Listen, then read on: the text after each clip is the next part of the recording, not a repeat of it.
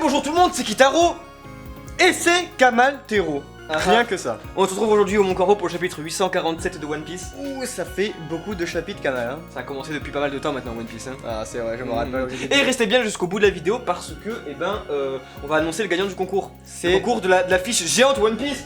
Elle est là. Ah. Oh. Oh.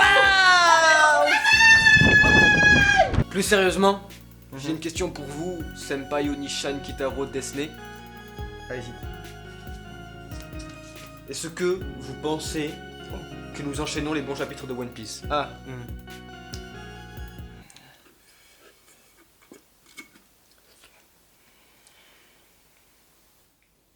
Je pense que...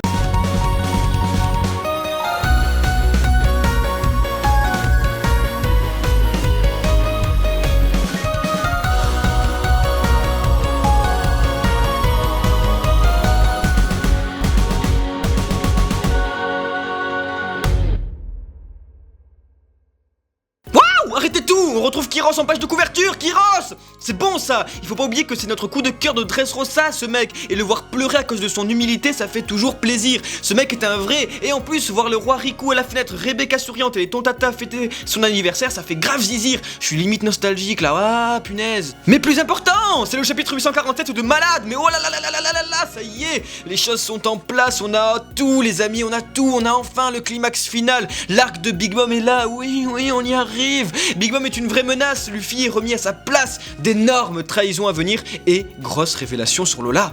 Ah, c'est tellement la folie qu'on va y aller chronologiquement. Déjà, on retrouve Carotte l'inutile et Chopper avec Brûlé. Ils se sont donc fait choper, mais Chopper a un plan, il a de nombreuses cartes dans sa manche et ça promet, ce chapitre est le reflet d'un film. Toutes les séquences sont coupées de manière purement cinématographique, ouais. Nous avons tous les enjeux et regardez comme tout se coupe. À chaque situation, l'action est coupée par un cliffhanger pour surenchérir tout en nous montrant les facettes cachées de Totland. C'est du grand art, ouais. On apprend donc quelque chose de très important. Vous savez, dans la précédente review, je n'avais pas pris le risque d'expliciter le pouvoir de notre cher FDP Mondor. Mais là, ça y est, Oda avait tout prévu. On sait alors que grâce à son fruit du livre, il peut renfermer des êtres vivants et en faire une collection géante pour sa madre.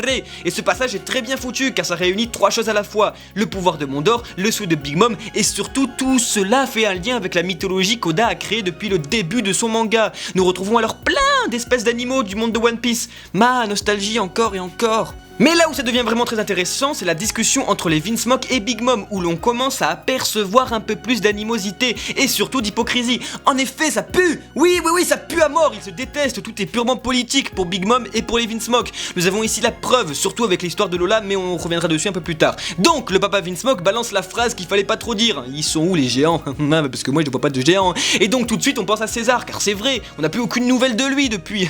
Va-t-il réussir à faire des géants pour Big Mom? On sait tous très bien que non. Big Mom est alors très frustré par l'attitude et aussi, chose très importante, par la beauté extérieure du Germa 66. Petit complexe. Big Mom est dans le mal et c'est ce qui va l'obliger à dévoiler sa vraie nature dans un dialogue tout simplement parfait.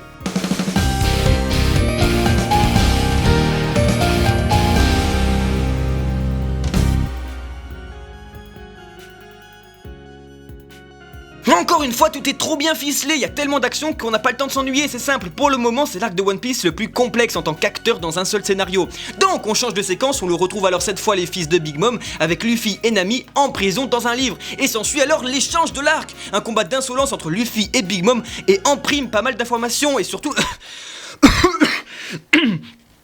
Excuse-moi. Excusez-moi, c'est juste le cringe qui ressort à cause de tous ceux qui disaient que Luffy avait le niveau contre un empereur et tout. Bref, ça va mieux. Donc, Luffy et Nami sont remis à leur place. Ici, sur Totland, ils ne sont absolument rien. Et seul un concours de circonstances va pouvoir les sauver. Et c'est d'ailleurs ce qui est en train de se dessiner. Premièrement, nous savons que Big Mom est au courant pour la boîte de Tamate et qu'elle compte bien l'ouvrir durant le mariage. Très bien. Ensuite, on sait que les relations s'enveniment entre les deux parties du mariage. Très bien. Chopper va entrer en action. Très bien. Et Brook est dans la place, bordel! Mais Brook, quoi! Brook! Encore un cliffhanger sur lui, de fuck! Donc, comme on peut le voir, Luffy est bien dans la merde. Mais il lui reste des atouts, mais pas suffisamment quand même pour botter le cul à la mama. Donc, la chose la plus importante du chapitre, c'est quand même la rancune de Big Mom vis-à-vis de sa fille Lola. On apprend donc que la vivre-carte ne servira à rien comme preuve d'amitié entre Lola et Nami, car de toute façon, Lola ne fait plus partie de la famille. On apprend aussi qu'elle s'était alors enfuie d'un mariage très important pour sa mère. Et oui, donc voilà, ça fait le lien un peu maintenant pourquoi elle voulait tout le temps se marier et tout, c'est cool, ça fait vraiment... Il y a que Ishiroda pour faire ça. Mariage qui aurait pu alors la faire devenir la reine des pirates. Là ici je parle de Big Mom, hein. C'est ouf, on se demande quelle était l'autre partie quand même alors pour faire ça, parce qu'en tout cas ça devait être vraiment très important pour faire tomber les autres empereurs. Chose qu'elle tente peut-être maintenant de réaliser à nouveau avec les Vinsmoke. En tout cas j'espère avoir plus d'infos là-dessus car c'est assez mystique tout ça. Le truc cool c'est la façon dont Luffy continue de parler, tellement sûr de lui, tellement insolent, c'est ça qui est bon. Il sait ce qu'il veut, il n'hésite pas à le dire, quitte à passer pour un imbécile. Il veut un combat, il veut du sang le Monkey D. Lopez, ouais. Alors on est en droit de se demander si c'est la dernière fois ou non que nous voyons Big Mom.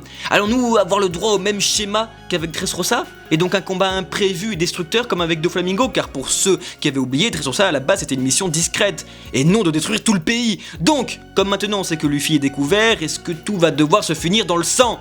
On sait que cet arc est directement inspiré de films de mafieux, et dans les films de mafieux, tout se termine en quelques secondes, autour d'une table, dans une pizzeria, ou dans un mariage. Oui. Alors allez-y, dites-le dans les commentaires. Est-ce que vous pensez que Luffy va se tirer discretos et laisser Big Mom se battre avec les Vinsmoke, ou bien va-t-il se foutre sur la gueule alors qu'on sait très bien qu'il a pas le niveau contre un empereur et en plus il a toujours pas sa dent? Waouh! C'est dire fini le chapitre, pourtant c'était quelque chose de bien en la compagnie de Kamaltero qui nous conte un chapitre, ma foi, assez extraordinaire. Merci. Qu'est-ce que t'en penses? Ouais. Un dernier mot de la Je fin. sais pas si j'étais censé dire merci, mais. Si. Ah bah merci alors. Merci beaucoup à tous. Ah, j'aime! Ah, il savait pas quoi dire. Bref, tout ça pour vous dire que la review se termine ici même, mais que... Qu'est-ce qu'il y a encore à annoncer? Kamaltero Le gagnant du concours One Piece Gold, Goto Eneru. Pardon. Et là-dessus, Gérard, vas-y, balance les tambours s'il te plaît, on annonce.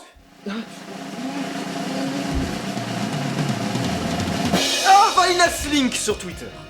Je l'ai vu, j'ai vu un nom, Sérieux? je l'ai perçu dans le... Bien joué à toi! Eh bien, nous t'invitons au plus vite pour récupérer ton affiche Goldo que, je Elle te est rappelle, grande. tu peux mettre 4 camals dedans environ. Je sais pas où tu pourras trop l'afficher, mais tout de même, tu nous envoies par message privé sur notre adresse professionnelle Gmail ou sur Facebook ton adresse postale pour qu'on puisse te l'envoyer et tu nous précises si tu veux une petite signature de Kamal lui-même et de moi éventuellement si t'en as envie. Dis-nous tout ça au plus vite, on t'attend. C'est donc ce détonnerre d'applaudissements pour Valina Slink que se termina la vidéo. C'était Kamaltero Mais c'était Kitaro. au Mont Corbeau.